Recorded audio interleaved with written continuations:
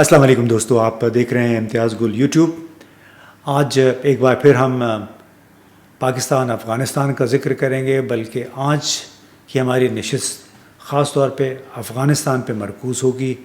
ہمارے تعلقات کوئی اچھے نہیں رہے ہیں روایتاً، لیکن خاص طور پہ جب 1978 میں وہاں پہ ایک سور انقلاب آیا، سور اس کو نام دیا گیا تھا، اس کے بعد سے پھر خاص طور پہ ہمارے تعلقات بہت خراب ہوئے۔ یہ وہ زمانہ تھا جب پاکستان کے بہت سارے سیاستدان، خاص طور پہ جو پشتون نیشنلسٹ تھے، جس میں اس وقت کی نیشنل عوامی پارٹی کہا جاتا تھا، اس کے رہنما کابل میں موجود تھے۔ وہیں پہ ان کی میزبانی کی جا رہی تھی اور بہت عرصے تک وہ لوگ وہاں رہے، پہ 1989 میں واپس بھی آ گئے۔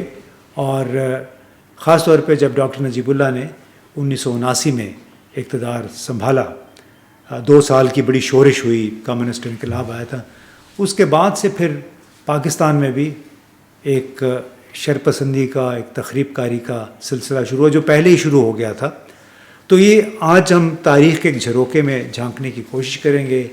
اس کے لیے ہم نے زحمت دی ہے جمعہ خان صوفی صاحب کو۔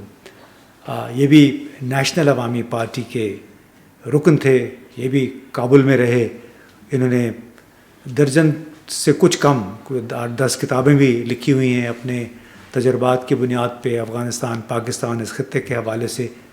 تو جمعہ خان صاحب، السلام علیکم۔ وعلیکم السلام، بہت مہربانی، شکریہ، آپ نے فائنلی ہمارے لیے وقت نکالا۔ تو بہت سارے پاکستان میں لوگوں کو نہیں معلوم کہ 1973 کے بعد کی کہانی کیا تھی، پاکستان افغانستان کے تعلقات اس وقت کیوں خراب ہوئے، اور خاص طور پہ جو وہاں پہ جب انقلاب آیا، سور انقلاب، اس کے بعد سے پھر کیوں زیادہ گڑبڑ شروع ہوئی۔ آپ لوگ 1973 میں افغانستان منتقل ہو گئے تھے، جی۔ کیوں منتقل ہوئے تھے آپ؟ بنیادی مسئلہ یہ ہے کہ جب پاکستان ٹوٹ گیا، یا خود بخود تو نہیں ٹوٹا، توڑوایا گیا، اور ہماری طرف سے ٹوٹ گیا، یعنی میں نہ انڈیا کو دوش دوں گا اور نہ عوامی لیگ کو دوش دوں گا، یہ ہماری غلط پالیسیوں کی وجہ سے جو ہے نا وہ پاکستان ٹوٹ گیا۔ تو اس کے بعد بھٹو نے ایک نعرہ لگایا، اس نے کہا نیا پاکستان۔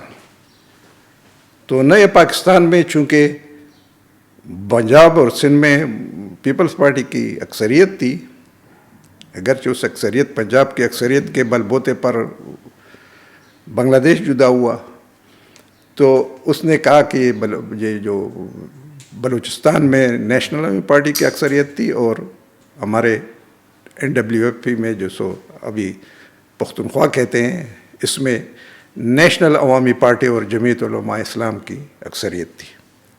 تو نیگوسیشن ہوئی، اور بلوچستان میں گورنر بھی غوث بخت جو گورنر ہو گیا، عطا اللہ مینگل وہ چیف منسٹر ہو گیا، اور ہمارے صوبے میں ہم نے مولانا مفتی محمود کو چیف منسٹر بنا دیا۔ وہ بمشکل 9 مہینے گزارے تھے اس حکومت نے کہ عطا اللہ مینگل کی حکومت کو ڈسمس کیا گیا، اور اس کے ساتھ گورنرز جو ہمارے بلوچستان میں بزنجو صاحب تھے اور ہمارے صوبے میں ارباب سکندر خان خلیل تھے، دونوں ڈسمس کیے گئے۔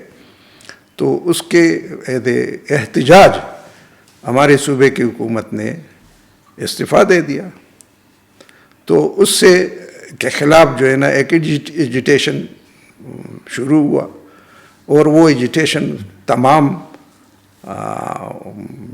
وہ جو مخالف پارٹیاں تھیں وہ اس میں شامل تھیں، لیکن سب سے زیادہ جو اس میں حصہ ڈالا تھا وہ نیشنل عوامی پارٹی نے ڈالا تھا۔ 73 مارچ میں ایک عدم مخالف کا جلسہ تھا پنڈی لیاقت باغ میں، تو اس پہ گولیاں چلائی گئیں، اس میں ہمارے کچھ لوگ مارے گئے، کچھ لوگوں نے ریٹیلیٹ کیا۔ ان کے بھی جو کر صاحب نے بھیجے تھے خاص طر منڈی بہودین والے بدماش ان کو بھی مارا گیا. تو اس وقت اجمل خٹک جو پہلے ہی فیصلہ تو ہو چکا تھا, اجمل خٹک افغانستان بھاگ گیا اور وہ اس فیصلے کے تحت افغانستان گیا. اس افغانستان میں اس وقت ظاہر شاہ کی حکومت تھی, یعنی وہ گیا ظاہر شاہ کے لیے, نہ کہ نہ نعود خان آیا تھا, نہ نجیب آیا تھا, نہ کارمل آیا تھا. میں بھی اس کے بعد جو ہے نا میں گیا اگست 73 میں, پھر داؤد خان آیا تھا اور پھر وہ کنٹور واضح ہو گئی ہیں کہ افغانستان کس طرف جا رہا ہے. تو وہاں سے فیصلہ ہوا کہ یہ جو نیشنل پارٹی نے جو تنظیم بنائی ہے پختون زلمے, اور بلوچستان میں جو یوتھ ہیں ان کے لیے ٹریننگ کا بندوبست کیا جائے اور ان کے لیے اسلحہ کا بندوبست کیا جائے. یہ فیصلہ کابل میں ہوا, اور اس فیصلے کو لیڈرشپ تک پہنچانے کے لیے ذمہ داری مجھے دی گئی. تو یہ فیصلہ کرنے والے کون لوگ تھے؟ یہ فیصلہ داؤد خان نے کیا نا. داؤد خان تھا, یعنی اجمل خٹک تھا, اجمل خٹک اور داؤد افغان صدر داؤد خان اور اجمل خٹک صاحب نے مل کے فیصلہ کیا کہ پختون زلمے نام کی ایک ملیٹنٹ ونگ ہے آلریڈی موجود تھا, تو اس کو ٹریننگ دیں اور اس کو یعنی عملی طور پہ اس کی امداد جو آنی تھی وہ افغانستان سے آنی تھی. اوکے.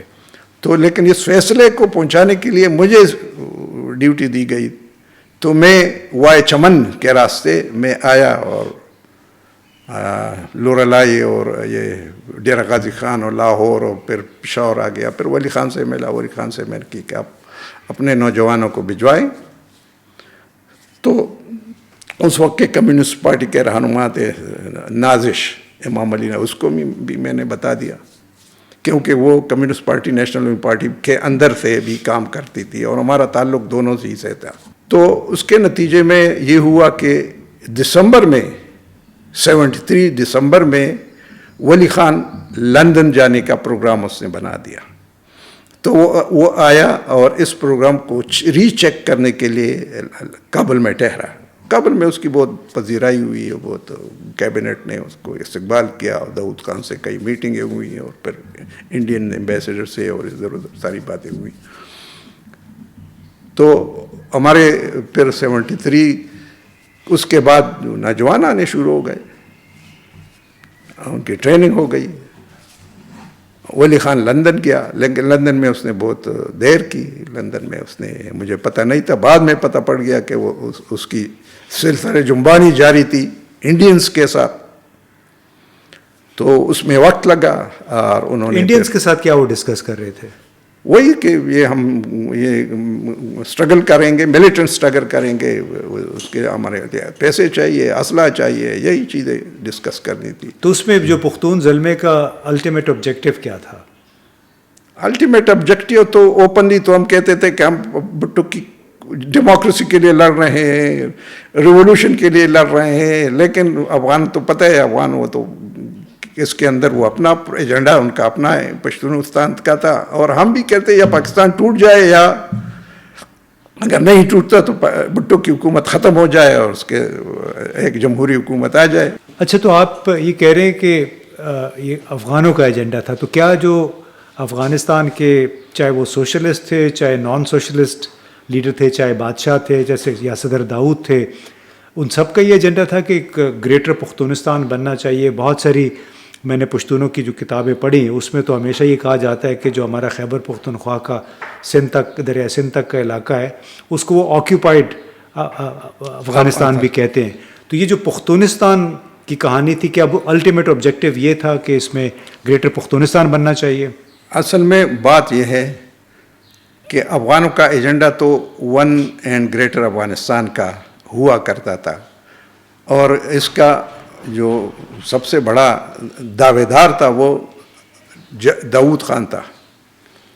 اور اس کے لیے انہوں نے ایک تنظیم ایک حکومتی ڈائریکٹریٹ بنایا تھا جس کا نام تھا قبائلی مدیریت قبائل. جو خصوصاً ہمارے فاٹھا کے علاقوں کے ساتھ ان کے تعلقات ہوتے تھے اور کہ معجب خور ان کے ملک ہوتے تھے اور وہ آتے جاتے تھے، اور پھر انہوں نے اس کے تحت ایک اسکول، ایک کالج بھی بنایا تھا خوشحال لیسا، جو وہاں کے بچے پڑھتے تھے. پھر جب داؤد خان آیا ایز اے پریزیڈنٹ تو اس نے اس کو ایز اے منسٹری بنایا، ministry of tribes and frontiers affairs, تو اس کو اور اس کا وزیر بنایا.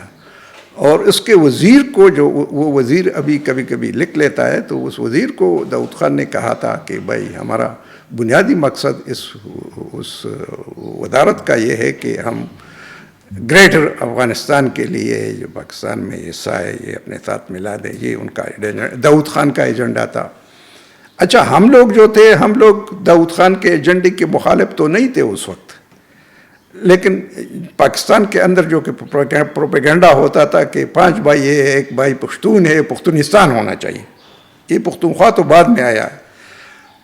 تو پختونستان تھا، پختونستان کے کنٹور کسی نے واضحاً بیان نہیں کیے تھے، لیکن یہ ہے کہ ایک صوبہ تھا، اس صوبے کا نام پشتونستان ہونا چاہیے، اور اس کی بیسس پہ سارے پشتون جو ہے جو لسانی بنیاد پر ایک ہیں ان کو ایک صوبے میں یکجا ہونا چاہیے.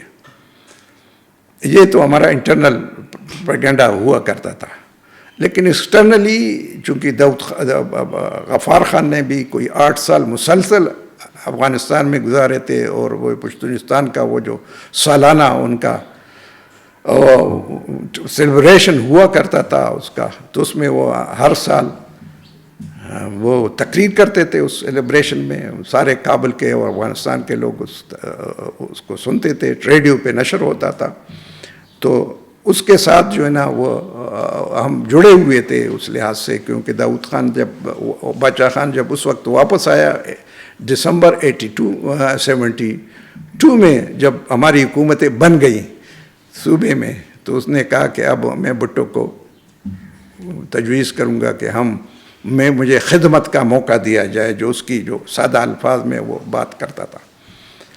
تو یہ ہے. لیکن یہ ہے کہ اوپنلی ہم نے ایک ریولوشنری ڈیموکریٹک فرنٹ بنایا تھا. اس فرنٹ کے نام سے ہم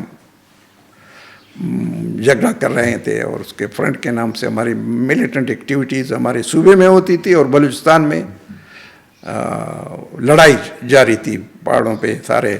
لیکن اس میں اس کے ساتھ ساتھ تو جس کو اب ہم خیبر پختونخوا کہتے ہیں، یہاں پہ ایک شورش بھی جاری تھی. بالکل، بم دھماکے بھی ہو رہے تھے. بم دھماکے ہو رہے تھے. یہ سارا کام جو تھا کیا پختون زلمے کے لوگ کرتے تھے، اور اس کی قیادت کابل میں بیٹھ کے کون کون کر رہا تھا؟ رہنمائی تو میں بیسیکلی لیڈر تو اجمل خٹک ہوا کرتا تھا، اس کا سارے مسئلے کا، بلوچستان کا بھی اور اس کا بھی. ہمارے ساتھ بلوچ بھی رہتے تھے، جو بزنجو صاحب اور بطا اللہ مینگل اور خیر بخش مری کے نمائندے ہوتے تھے، وہ بھی ہمارے ساتھ تھے، اور ان کا تعلق اجمل خٹک سے رہتا تھا. میں بھی اس دفتر میں بیٹھا رہتا تھا، ان سے میرا بھی تعلق رہتا تھا، ان کے مسائل سنتا تھا، ان کے لیے میں کام کرتا تھا. تو اور یہ پشتون زلمے جو ہے نا، ان کا کمانڈر بعد میں ہمارے ساتھ رہ گئے. وہ اعظم خان کمانڈر تھا، اور خصوصاً بڑا کمانڈر تو ہدایت اللہ تھا. ہدایت اللہ جو گل آباد کا تھا، وہ فوت ہو گیا.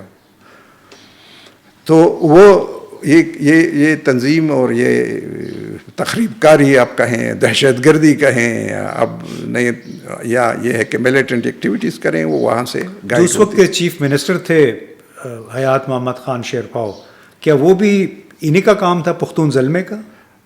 اس وقت جب ہم آئے تو حیات محمد خان شیرپاؤ تو گورنر بھی رہے، لیکن اس وقت وہ انٹیریئر منسٹر تھے صوبے کے.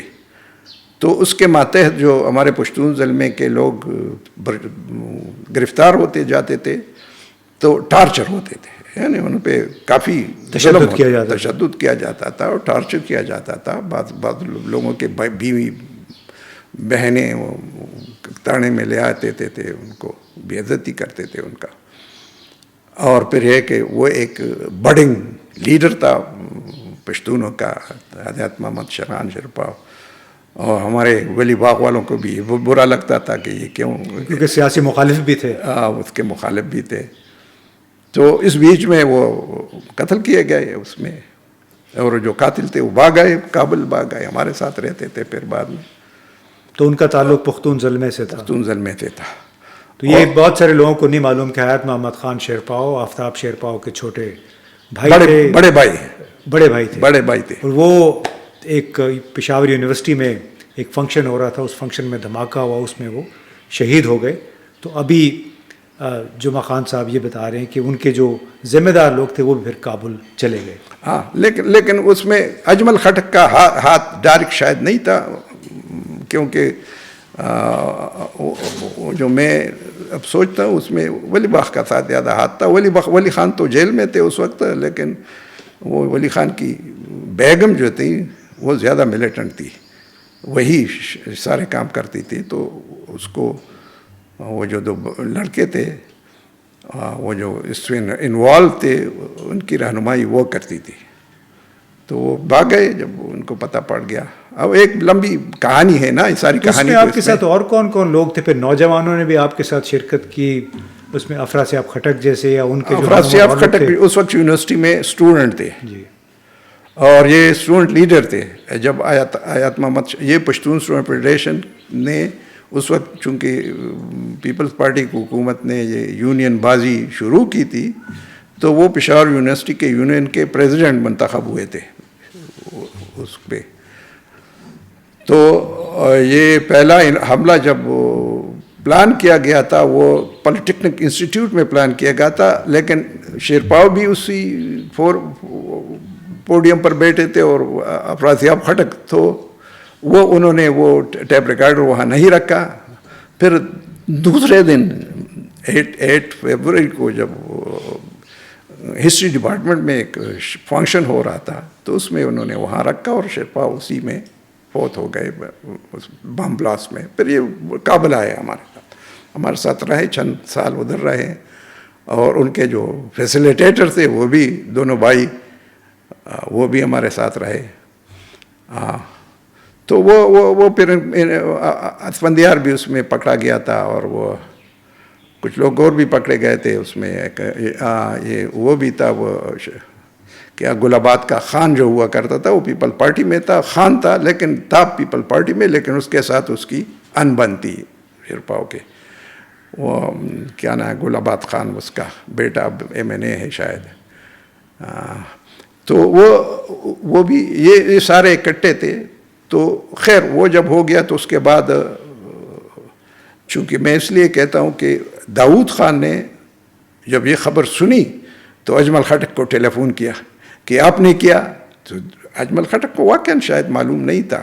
اس نے کہا نہیں ہم نے نہیں کیا، لیکن اس کا سارا ملبہ تو ہم پہ ڈالنا ہی تھا ان سے. تو دوسرے دن بھٹو اس وقت میرے خیال میں فارن ٹور پہ تھا، اور اس نے یہ بات بتا دی کہ نیب نے کیا. پھر نیب پہ پابندی لگی، اور پھر پابندی کی وجہ سے انہوں نے ایک ٹریبیونل بنایا، حیدرآباد ٹریبیونل پھر بن گیا. اس میں یہ سب لوگ پھر وہاں پہ پھر بہت حیدرآباد سازش کیس میں پھر وہ تھے. پھر وہ سپریم کورٹ نے وہ اس بین کی وہ پھر انہوں نے تصدیق کی. اچھا یہ بتائیں کہ آپ کو اب جتنے بھی نیشنل عوامی پارٹی کے لوگ تھے وہاں پہ افغانستان میں موجود، ان کو امداد کس صورت میں ملتی تھی؟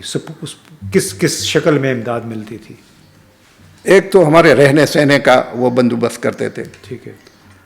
انیشلی وہ ٹریننگ بھی دیتے تھے، اور دوسری بات یہ ہے کہ وہ اسلحہ بھی دے دیتے تھے، وہ جو اسلحہ یہ لا سکتے تھے، اور یہ جو مٹیریل تھا ایکسپلوسیوز وہ بھی دے دیتے تھے. تو یہ اس شکل میں ان کی.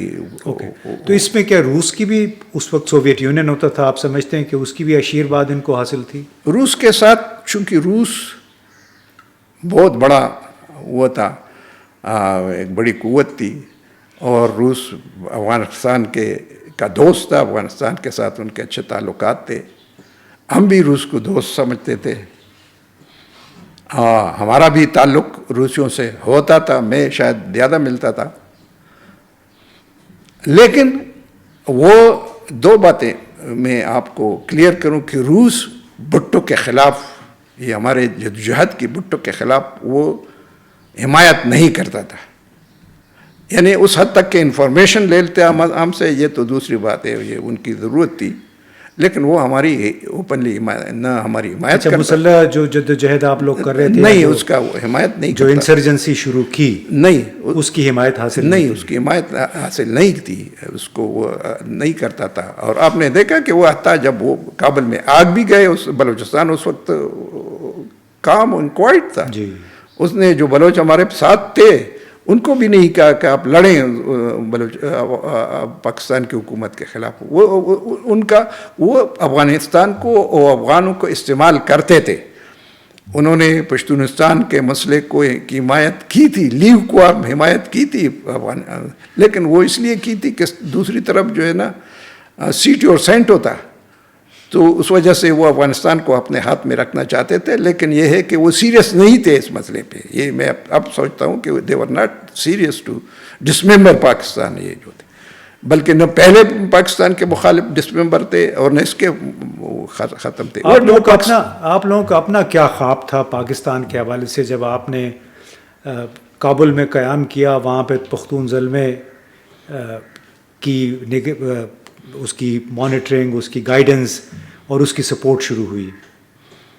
تو ہم فیسلٹیٹ کرتے تھے ان کو، ان کے رہن سہن کے لیے حکومت سے وہ لیتے تھے، چندہ ملتا تھا یا پیسے لے لیتے تھے، اسلحہ وہ جو. لیکن آپ لوگوں کو واقعی یہ خیال تھا کہ اس علاقے کو آپ آزاد کروا کے افغانستان کے ساتھ ملا لیں گے، یا اپنے لیے پختونستان کا؟ بات یہ ہے کہ جب سپاہی مورچے میں بیٹھا ہوتا ہے تو یہ ساری باتیں جو ہے نا سیکنڈری بن جاتی ہے. You can not leave your trench. ہمیں تو واضح ہو گیا کہ مشکل ہے، 2 سال کے اندر سب واضح. اور داؤد خان بھی پریشان ہونے لگا، ہمارے نیب کے لیڈرشپ بھی پریشان ہونے لگی. لیکن یہ ہے کہ اب کیا کریں، جب لوگ جو ہے نا اب کسی ایک اس میں آ گئے تو اس کو چھوڑنا تو پھر مشکل ہو جاتا ہے. اب کس طرح اپنے مورچے کو چھوڑ کے چلے جاتے دوسری طرف، وہ تو نہیں ہو سکتا تھا. تو ہمیں پتہ پڑ گیا کہ یہ کیونکہ روس ہماری مدد نہیں کر رہا تھا. روس وہ صرف انفارمیشن ہم سے لیتا تھا اور ہم انفارمیشن دے دیتے تھے ان کو، ان سے ملتے تھے. لیکن روس ایز اے کنٹری وہ بھٹو کے خلاف نہیں تھا. حتیٰ روسی تو ایوب خان کے خلاف بھی نہیں تھے، ایوب خان کو بھی ہٹانے کے حق میں وہ نہیں تھے جو مجھے یاد ہے. تو یہ باتیں تو خیر. انڈیا کے ساتھ مراسم تھے کوئی؟ انڈیا کے ساتھ بالکل ایکٹیو مراسم تھے. وہاں سے بھی امداد ملتی تھی؟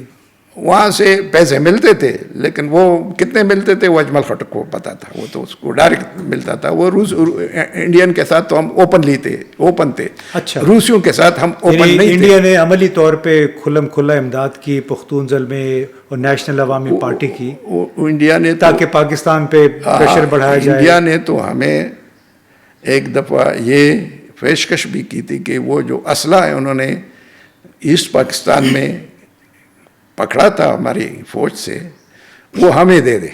اچھا. وہ ہمیں دے دے. لیکن وہ چونکہ داؤد خان تو وہ اس کی وہ حمایت نہیں کرتا تھا. داؤد خان نہیں چاہتا تھا کہ باہر سے کوئی اسلحہ آ جائے، وہ نہیں چاہتا. اچھا، وہ پیشکش آپ نے ٹھکرا دی پھر؟ وہ نہیں، ہمیں وہ ناقابل عمل تھا.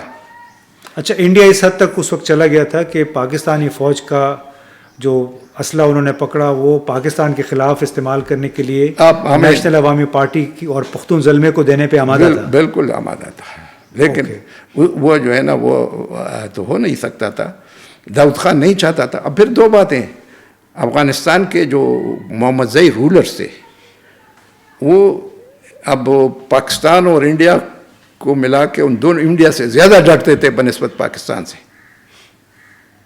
کیونکہ داؤد خان نے، ہم جب ملے تو داؤد خان نے، میں نے ان کو کہا کہ بھائی یہ جو آپ سوویت یونین بھی آپ کا دوست ہے، انڈیا بھی آپ کا دوست ہے، why not join hands to squeeze Pakistan out. اچھا، یہ آپ نے کہا؟ میں نے کہا. تو اس نے کہا کہ ہم کسی وقت بھی انڈیا کے ساتھ اپنا سرحد وہاں تک پھیلانا نہیں چاہتے، کیونکہ India wants every thing for it self. اچھا اتنا واضح تھا ان کے ذہن میں، یہ داؤد خان کے ذہن میں تھا، اور یہ سارے محمد زئی فیملی کے ذہن میں تھا کہ انڈیا تو ہے لیکن انڈیا کے ساتھ وہ ہے. بلکہ اگر آپ تاریخ پڑھیں تو جب انگریزوں نے یہاں سے وڈرا کرنے کی ٹھانی، اور اس وقت یہ تھا کہ پاکستان کا مسئلہ ابھی تک نہیں اٹھا تھا، تو انہوں نے کہا کہ ہم we want to be in neighbourhood with Hindu dominated India. یہ تو پاکستان یہ تو بعد میں آ گیا نا، اس سے پہلے تو وہ ہندو ڈومینیٹڈ انڈیا کے ساتھ وہ ڈرتے تھے، انڈیا سے زیادہ ڈرتے تھے. اوکے ہاں، تو آپ لوگ پھر واپسی کا فیصلہ آپ 1989 میں واپس آ گئے. تو وہ فیصلہ کیسے ہوا، کس نے کیا، کیا وہ جو محرکات صرف بے نظیر بھٹو کے وزیر اعظم بننا اس کے لیے کافی تھا، یا اس کے کچھ اور بھی محرکات تھے؟ ایک تو یہ تھا کہ دو باتیں ہوئی. افغانستان اس وقت روسی نے وڈرال کی، وہ وڈرا کرنے جا رہے تھے فروری 1989 میں. ہاں، تو وہ وڈرا کرنے جا رہے تھے، تو اس کا ایک دنیا میں پروپیگنڈا تھا کہ دی کابل گورنمنٹ ول آٹومیٹکلی فال، اور پھر کیاس ہوگا. دوسری بات یہ تھی کہ بے نظیر بھٹو نے یہاں پہ جب وہ آ گئی تو اس نے جنرل ایمنیسٹی کا اعلان کر دیا تھا. میں اس وقت ماسکو میں تھا، تو یہ فیصلہ ہوا. اجمل خٹک کو، میرا زیادہ تعلق تو اجمل خٹک کے ساتھ تھا، کیونکہ افراسیاب تو بعد میں آیا، ببر کارمل کے وقت میں افراسیاب آیا تھا. ہم تو پہلے اس کے تھے، ظاہر شاہ کے زمانے سے رہے تھے ادھر. تو پھر یہ ہوا کہ انہوں نے کہا کہ آپ آ جائیں. ہم نے فیصلہ کیا، ہم واپس جا رہے ہیں. تو میرے اور پروگرام تھے، میں واپس آ گیا. میں نے ان سے کہا کہ بھائی یہ نجیب سے آپ نے بات کی؟ انہوں نے کہا نجیب سے بھی بات ہوئی ہے، سارے ہم کلیئر ہیں. اور میرا ذہن میں یہ تھا کہ یہ جو پاکستان چونکہ وہ جو جنرل ایمنیسٹی ہوئی تو فارن آفس سے بھی وہ کچھ ان کے لیے خیر خبر آئی ہوگی کہ آپ آ جائیں. لیکن بعد میں پتہ پڑ گیا کہ جب ہمیں دعوت دی ڈاکٹر نجیب نے اس کے گھر میں، تو اس میں خیر بخش مری بھی تھے. تو نجیب نے ان سے پوچھا کہ یہ تو لوگ جا رہے ہیں. تو اس نے کہا، اس سے پوچھا خیر بخش نے کہ یہ جو ان کو آپ نے جواب دیا ہے، مجھے بھی یہ جواب ہے کہ میں بھی چلا جاؤں. اس نے کہا تو میں نے کہا نا یہ تو ان کے اپنا فیصلہ ہے، اور میں آپ کو کہتا ہوں، نے ان کو کہا ہے کہ آپ واپس جائیں. تو پھر میں نے بعد میں جب دعوت ختم ہوئی، پھر اجمل سے میں نے بات کی کہ بھائی یہ آپ کیا کر رہے ہیں، یہ تو نجیب نہیں چاہتا. اس نے کہا یہ کبھی ایک بات کرتے ہیں کبھی دوسری بات کرتے ہیں. یہ انہوں نے ٹھانی تھی، تو میں تو لیڈر نہیں تھا، مجھے تو مجبوراً میں ان کے ساتھ تھا. تو میں نے کہا ٹھیک ہے، جب جانا ہے جانا ہوا. تو میرے ذہن میں یہ تھا کہ یہ ہم پاکستان کے فارن آفس نے ہمیں اپروچ کیا یا ہم نے اپروچ کیا ہے. لیکن وہ جو فارن آفس اس وقت وہاں کا فدا یونس وہاں کا وہ ہوتا تھا، قائم مقام سفیر تھے. ہاں، قائم مقام سفیر تھا. تو بعد میں جب میں نے ان سے بات کی، انہوں نے کہا نہیں میری طرف سے تو نہیں ہوا تھا یہ بات، میں تو بے خبر، مجھے تو صرف یہ آیا کہ یہ آ رہے ہیں، اس کو لیے ڈاکومنٹ دے دیں. تو اس نے وہ ہمارے لیے ڈاکومنٹ دیے. تو بعد میں مجھے پڑا کہ وہ افراسیاب کے توسط سے یہ باتیں اس کے جو کانٹیکس تھے، ان کانٹیکس کے ذریعے شاید یہ بات ہوئی تھی. کیونکہ اجمل نے پھر بعد میں مجھے چند سال بعد پوچھا کہ بھائی ہم کس طرح آ گئے. میں نے کہا بھائی آپ دونوں کھاٹکوں نے فیصلہ کیا تھا، مجھے کیا پتہ ہے، میں تو پاس. اچھا، تو بنیادی طور پر افراسیاب صاحب نے ان کے کانٹیکٹس کی وجہ سے، میرا اپنا اندازہ ہے کہ افراسیاب کے کانٹیکٹس کی وجہ سے ہم آئے. اچھا یہ بتائیں کہ یہ جو نیشنل عوامی پارٹی سے عوامی نیشنل پارٹی تک کا سفر اس جماعت کا، اس میں یہ کہ زوال، یعنی یہ پہلے سوشلسٹ کمیونسٹ تھے، پھر امریکیوں کے قریب ہو گئی پارٹی. تو آپ سمجھتے ہیں کہ یہ اس کے زوال کی ایک وجہ ہے کہ آپ نے اپنا سیاسی قبلہ جو ہے وہ بدل دیا؟ بات یہ تھی، میں تو زیادہ دیر تک افغانستان میں رہا، لیکن جب وہ پابندی لگی نیشنل عوامی پارٹی پہ، تو نیشنل عوامی پارٹی جو ہمارے بچے کچھ لیڈرز تھے، سیکنڈ کیڈرز تھے، انہوں نے فیصلہ کیا، اور شاید ولی خان اور ان کی اس سے، کہ شہباز مزاری کو آگے کڑے، اور انہوں نے نیشنل ڈیموکریٹک پارٹی بنائی، NDP، اور جس کی سیکنڈ ان کمانڈ بیگم نسیم ولی خان تھی. اچھا، یہ بعد میں جب افغانستان میں، تو اس وقت یہ انقلاب آیا تھا، اور انقلاب کے بعد جو ہے نا وہ ترقی اور امین بھی چلے گئے تھے، ان کو بھی ان کی حکومت، خلق کی حکومت ختم ہوئی، پرچمی آئے تھے، پرچمیوں کا تعلق اس فیملی کے ساتھ، باچا خان کے ساتھ بہت نزدیک ہوا کرتا تھا. تو پھر افغانوں نے کوشش کی، نجیب اس میں آگے آگے تھا، کیونکہ نجیب کے ساتھ وہ تھے، خات تھا، خات خدمات اطلاعات دولتی، KGB، افغانستان KGB جو تھا، ساری باتیں تو KGB کرتی تھی. تو انہوں نے کہا کہ نہیں، وہ جو پرانی، یعنی وہ NDP میں پھر بلوچ نہیں آئے، اور وہ پروگریسوز بھی نہیں ہے. پروگریسوز نے وہ پارٹی بنائی، نیشنل پروگریسو پارٹی، وہ اس میں افراسیاب بھی تھے اس پروگریسو پارٹی، اعزاز نذیر اس کا ہیڈ ہوا کرتا تھا. تو پھر انہوں نے کہا کہ نہیں بھائی، پارٹی جو ہے نا ایک ہونی چاہیے، اور وہی نیپ ریوائیو کریں. تو نجیب نے، افغان نے کوشش کی کہ یہ سارے لیفٹسٹ جو جدا ہوئے تھے، اور اس میں بزنجو نے ہوشیاری کی، بزنجو نہیں آیا. بزنجو اور اس کی اچھی خاصی فالنگ ہوئی تھی ہمارے صوبے میں، بزنجو کی نیشنل پارٹی کی، پاکستان نیشنل پارٹی کی، بہت خاصی فالنگ تھی. سب سے زیادہ نقصان بزنجو کا افغان نے پہنچایا. تو وہ سارے اکٹھے ہو گئے، اور انہوں نے عوامی نیشنل پارٹی بنائی. اس میں لیفٹ بھی تھے، لیکن وہ بنتے ہی بیگم نسیم ولی خان کے ہاتھوں چلی گئی، اور وہ اس نے آہستہ آہستہ ان کو نکالنا شروع کیا، مزدور کسان پارٹی کو، سوشلسٹ پارٹی کو، اور وہ جو کمیونسٹ تھے پہلے، وہی ان سب کو اس نے آہستہ آہستہ نکالنا شروع کیا، اور وہی عوامی نیشنل پارٹی ولی باغ کی پارٹی بن گئی، اور ابھی تک ہے. تو یہ باتیں اب، کیونکہ وہ جو ہمارا موومنٹ تھا وہ تو کام، میں نے کہا کہ دونوں پشیمان ہو گئے. داؤد خان بھی پشیمان ہو گیا تھا اس پہ، اور ولی خان بھی پشیمان ہو گئے تھے. اور وہ جو ولی خان نے کہا کہ بھائی ہم نے کبھی پشتونستان کا نام نہیں لیا تھا، یعنی میں نے خود پشتونستان زندہ باد کے نعرے لگائے ہیں نیشنل عوامی پارٹی کے جلسوں میں. اور انہوں نے کہا ہم نے تو پشتونخوا، اپنے اس کا صوبے کا نام ہم پشتونخوا رکھنا چاہتے ہیں. اچھا، ولی خان نے جھوٹ بولا آپ کہہ رہے ہیں؟ ہاں بالکل جھوٹ بولا وہ تو، کیونکہ وہ پشتونستان اب کرتے تھے. ولی باچا خان پشتونستان ڈے پہ تقریر کرتا تھا کابل سے، اور وہ کہتا تھا کہ 5 بھائی ہیں پاکستان میں، ایک بنگالی ہے، ان کا نام بنگال ہے، بلوچی ہیں، بلوچستان ان کا ہے، پنجابی ہے، پنجاب ان کا ہے، سندھی ہے، سندھ ان کا ہے، لیکن ہم سرحد کیوں ہیں، ہمیں بھی پشتونستان اپنا نام چاہیے. یہ پشتونستان کے بارے میں وہ تھا. لیکن پھر وہ پختونستان پھر شروع ہو گیا ہوا، کیونکہ ولی خان بڑا لیڈر تھا. تو یہ پختونستان اس طرح، اور داؤد خان ادھر آیا بھٹو سے 1976 میں بھٹو کے ساتھ ان کا کوئی معاہدہ بھی ہوا، معاہدے بھی ہوئے. انہوں نے پشتونستان اور ڈیورنڈ اور ان سب کو چھوڑ دیا، اور پھر اس نے کہا کہ اس کے لیے بھی راضی ہوا. ایران اور افغانستان اور پاکستان کی کنفیڈریشن پہ راضی ہوا. صرف یہ شرط رکھی کہ میرے اس میں حاکمیت میں، کمیونسٹ میں ان کو نکالوں. تو پھر اس پہ وہ نکالتے خود نکل گیا. چلے، بڑی دلچسپ یہ کہانی ہے. دوستو، آپ نے جمعہ خان صوفی صاحب کا یہ بیان سنا.